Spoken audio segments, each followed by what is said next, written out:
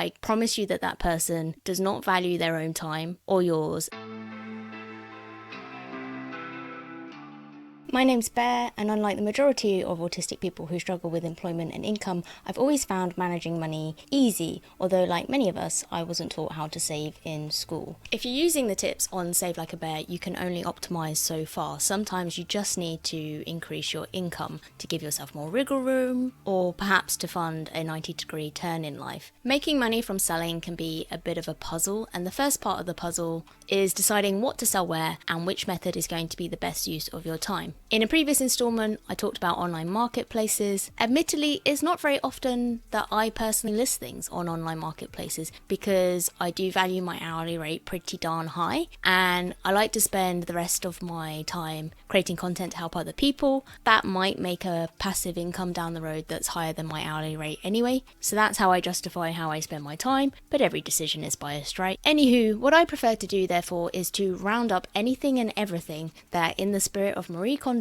isn't serving a purpose in my house or bringing me joy, and sell it all in one morning at a car boot sale. Let me correct that. I have never sold everything in one morning. I'll usually sell a majority of the stuff and make a profit, but it's up to you if you want to do more than one of these sales, because the car boot season in the UK usually lasts from like the spring until the weather dies in September or October. I've done tabletop sales in the past too, so it's worth checking if you have a local community centre or church that runs those. But the principle behind these is usually the same whatever the venue. So you rock up for say £5 and everyone has 3 to 5 hours for visitors to park up and peruse your wares, whatever you were able to fit in the back of your car. If you're in the US, you do a garage or a yard sale usually instead. So if you've never had the delight of experiencing car boot season in England in the summer or any other part of the UK, think of a car boot sale as being like a muddy tailgate in a field, except there's no football, and ideally you come home sober and slightly richer in cash but poorer in possessions, because you hope you've sold a bunch of stuff that Sunday morning, and also you hope that it either didn't rain or you took a tarp or a lot of umbrellas. Now the beauty of this is that you can both get rid of the low value items or bundles of low value items, so things that maybe you sell them for only like 50p or £1 a pop that weren't worth your time to sell on eBay because of the fees and posting them and everything, because individually that item wasn't worth much, but you also didn't want to trash it, and maybe your local charity shop were like, yeah, that's not something that's really valuable to us either. But one man's trash is always someone else's treasure, and being in a place where lots of buyers can descend on lots of different tables, you never know what you're going to find, and this way the items, they go to a new home. Cumulatively you can make quite a bit if you're selling a mixture of lots of little things mixed in with high ticket items. So I've also got rid of things like hiking boots that I don't want to wear anymore, or hiking backpacks, or a window blind, and stuff that you can get rid of for more like £5 to £10 and upwards per item. So that way you can earn out your entry fee. Whether you're doing secondhand September, whether you think secondhand September should be every month of the year, think about presentation. And really anything that you do as a secondhand seller at a car boot sale or similar also applies to selling online. If you were selling products on a website, you'd expect it to be clear what the customer is getting, and for you to have a nice image and just a pleasant design to the checkout process, right? And you quite often don't have to worry about that stuff yourself because you just use a solution where they've designed all that pretty stuff for you already.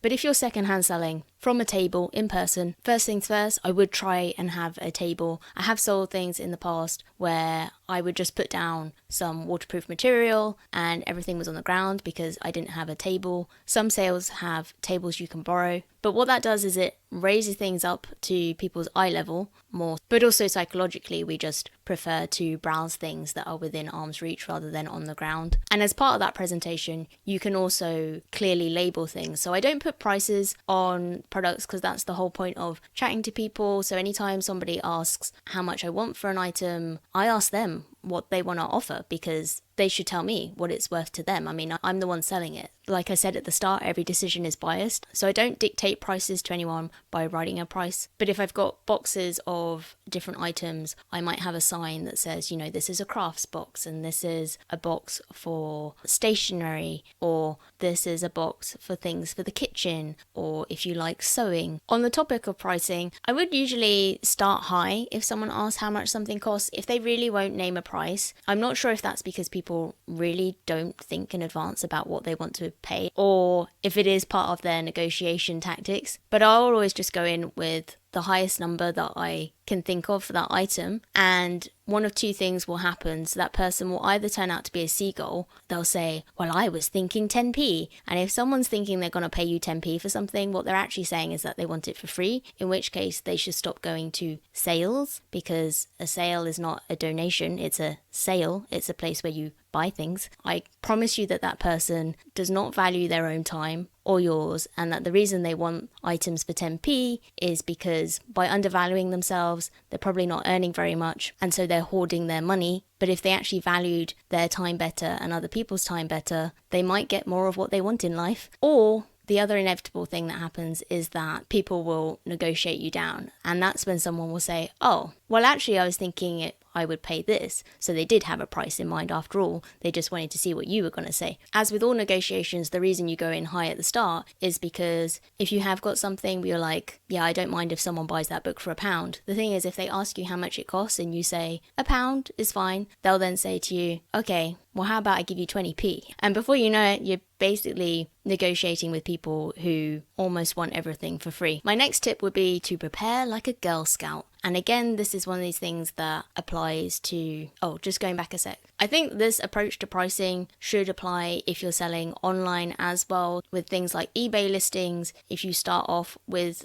the price that you want to get, and then if something doesn't sell, then you can think about if you want to lower that price. But if you put it up for the minimum that you wanted to achieve the first time around in order to cover your time and your postage costs, and you don't get that, you're then going to be kind of invested in trying to get rid of this thing. The longer you try to get rid of it, the more of your time that's sucking up, and you're going to end up selling it at a loss. And the same with if you're making your own products as well. So if you're selling digital products, it's very common for creators to undervalue their time and to undercharge. So I would just go in as high as you can at the start, and then at least that gives you room. If you're achieving lots of volume and you're like, you know what, actually I do want to sell this for less, or it could be the opposite where actually you end up improving that thing and then raising the price. You don't want to start at the bottom of the barrel basically, because obviously you're leaving yourself with nowhere to go. Next tip would be to prepare like a Girl Scout. And again, this applies whether you're secondhand selling in a field or a village hall or outside the front of your house, or whether you're selling online. So if I'm going to a car boot sale, that does mean that I'm taking things like paper and highlighters and sellotape and scissors so that I can make those signs that I talked about, so that I can label my items. It gives you something to do while you're there as well. And also, as you sell things as the day goes on, you might find yourself reorganizing your layout and shuffling items around. You also find at these sales, quite a lot of people will go round and round again for a few hours because they expect that you might have more things in your car that you're going to put out later, or that they might just notice something that they didn't notice the first time because maybe you had too much going on at the start. For myself, I also make sure that I'm fed and watered and that I've got everything that I need, got podcasts downloaded on my phone. I make sure I've got a cash flow, and I also think about deliverability. So if I'm selling something in person, I might take some carrier bags that I don't want anymore in case someone would like a bag, because that's just a nice thing to offer. Similarly, if you're selling something online, check what the pathway is that that customer is going through, and just think about how are they receiving that thing, and how would you feel if it was delivered to you in that way, and what would you expect as sort of the end of that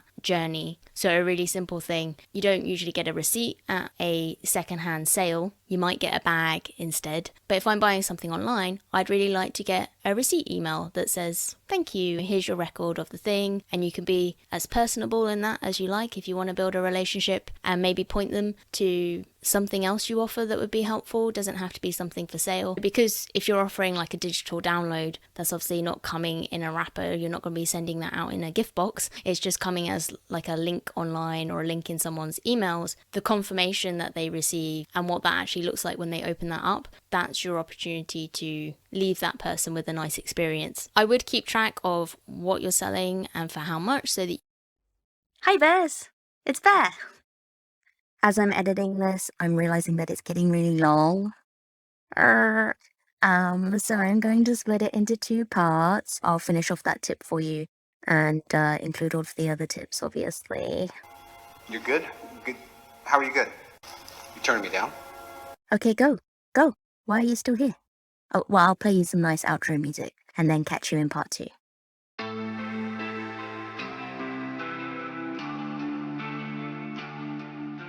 you have an elsewhere to be